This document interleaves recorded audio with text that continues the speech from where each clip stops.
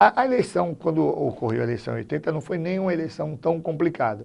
A questão era só achar o quórum, né? A gente ganhava, eles não fizeram campanha, não fizeram trapaças, né? O Osmar, ele, é, como se tivesse mesmo jogado a toalha, inclusive na campanha que a gente fez, não sei se foi de 79 ou se foi de 80, o próprio sindicato autorizou que a gente negociasse. Quer dizer, então eles chegaram a um ponto de não ter, digamos assim, condições de deter. Então eu disse, olha, vai aí, vai, mas não favorecer. Não foi nada assim de que, bom, tá aí, vamos deixar, vamos contribuir. Não, isso eles não favoreceram, mas também não atrapalharam. Então, nessa coisa eles já foram até, de certa forma, honesto, porque eles poderiam criar muitos problemas a ponto da gente não ter acesso à lista, dizer que está aqui, não está ali, mas a gente aí teve um pleito bem razoável. O problema era que a gente não tinha nomes para botar numa chapa. Então, a gente pediu, pelo amor de Nossa Senhora, que as pessoas emprestassem seus nomes, né? Tinha nome assim que, eu não lembro, mas eu estou lembrando de uma pessoa de que ele emprestou o nome assim, como se tivesse assim, indo para o cadafalso, assim, para a morte. Mas assim, e era uma coisa. Ele só faltou dizer assim, ó, meninos, não criem confusão para mim, quer dizer, uma coisa assim, eu vou dar, eu estou querendo contribuir, mas pelo amor de Deus, veja o que vocês vão fazer.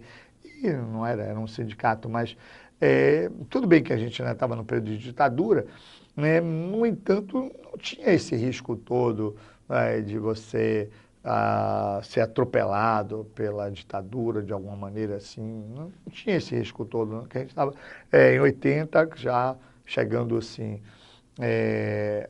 as lutas sindicais já aconteciam, né? Não era uma coisa que a gente estava liderando, a gente realmente fazia a greve que a gente liderou aqui, que foi assim, de 79 e 80, elas são greves que tinham um certo peso, porque não era pouca gente, aí parava mesmo, a gente fazia manifestação em frente às escolas, quer dizer, então era algo impensável, né? Numa situação de outras categorias. Então, por exemplo, para fazer as assembleias a gente fazia nas escolas, as escolas, 2 de julho mesmo, cedia o auditório, quer dizer, que é um auditório muito bacana, que era grande, e ficava assim, a gente ficava assim, oh, gente, como é que pode você se reunir na casa do inimigo, quer dizer, e não era tão inimigo, porque como tinha uma liderança de alguns professores e professores, inclusive de terceiro ano, porque nessa época ainda não tinha uma definição muito bem do que é terceiro ano e do que não é terceiro ano, e as escolas, muitas delas não tinham essa coisa de ter um acordo separado com o terceiro ano, então esse contingente de terceiro ano tinha um peso muito grande, porque parou, como a gente dizia, assim, parar o terceiro ano é parar o UTI. Então, não pode parar o terceiro ano. Então, eles morriam de medo de parar o terceiro ano. Então, o terceiro ano parava. Só poucos, assim, professores que continuavam dando aula, mesmo assim, não era uma coisa muito real, né? Apesar do salário ser maior, mesmo o salário sendo maior, mas não havia dificuldade quanto à paralisação do terceiro ano. Inclusive, assim, professores como Psica, ele chegou até a ir a uma reunião para fazer cálculos, né, de sindical, mas nada de sentar na mesa. Mas, por exemplo, o próprio Antônio Jorge não ia lá dar aula, né, porque a gente estava fazendo greve. Não tinha essa história, mas de certa forma tinha um apoio, quer dizer, não tinha uma divisão muito grande.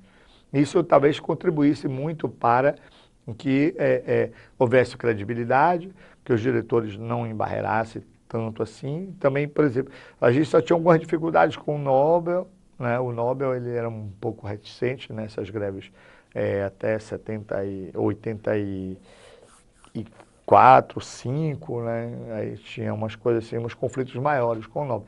Mas assim, nas outras escolas não. Claro que os diretores ficavam muito zangados, naturalmente, mas não havia nenhuma situação de pressão, que vai demitir, que não vai demitir, assim, e olha que a gente não tinha estabilidade, ninguém tinha estabilidade, né? Porque é tudo oposição, sindical, não tinha estabilidade. Depois que passou a ter quando teve sindicato.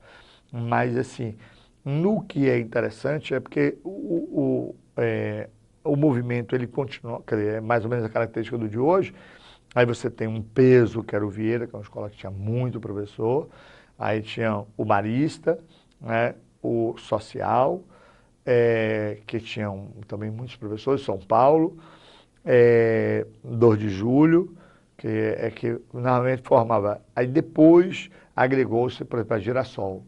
A Girassol vai ser uma escola que é uma escola de pequenininhos, né, que passou a ter um peso legal no 84, por aí, 85. Então, eles começaram a participar com certa importância no movimento, mas de qualquer maneira não era assim. Claro que quando a gente vai chegando mais para lá, de 84, 85, 86, a gente já vai buscando uma ampliação aí do movimento no âmbito do Estado, né? Isso vai terminar criando assim, alguns núcleos, por exemplo, em Conquista, que a gente vai tentar. Aí tem uma mobilização, Feira de Santana, que começou a ter uma participação bem mais efetiva, a partir ali de 85, 86. Então, mas assim, da coisa da gente viajar para Feira de Santana, para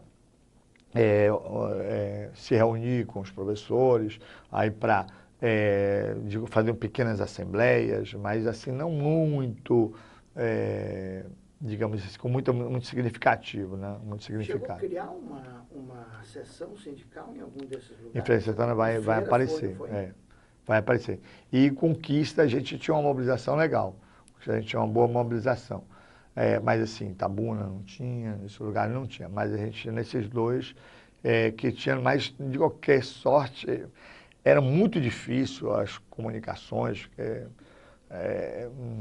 não dava sincronia, mas de qualquer maneira a gente estava negociando para todo mundo, a gente estava negociando para o estado todo, então mas tinha reivindicações muito locais que a gente não conseguia levar adiante. Agora, nessa história toda que a gente vai, toma o sindicato, a gente vai, organiza. Tem um momento que a gente foi muito criativo, foi quando a gente começou a pensar no que hoje aí o sindicato está realizando com muito mais grandiosidade.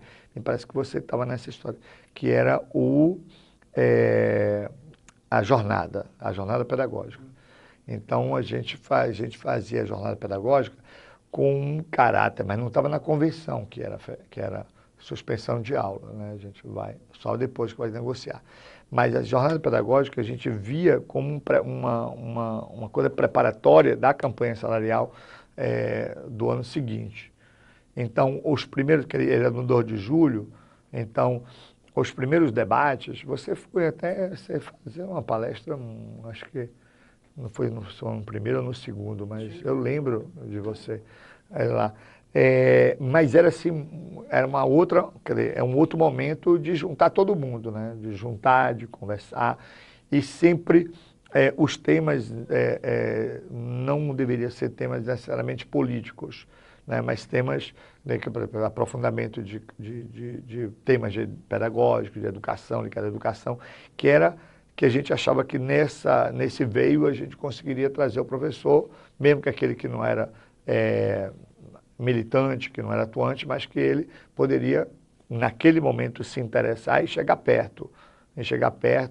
E, naturalmente, abrir novos debates, novas discussões. Então, foi muito criativo essa coisa de você criar a semana pedagógica como uma forma de manter a mobilização.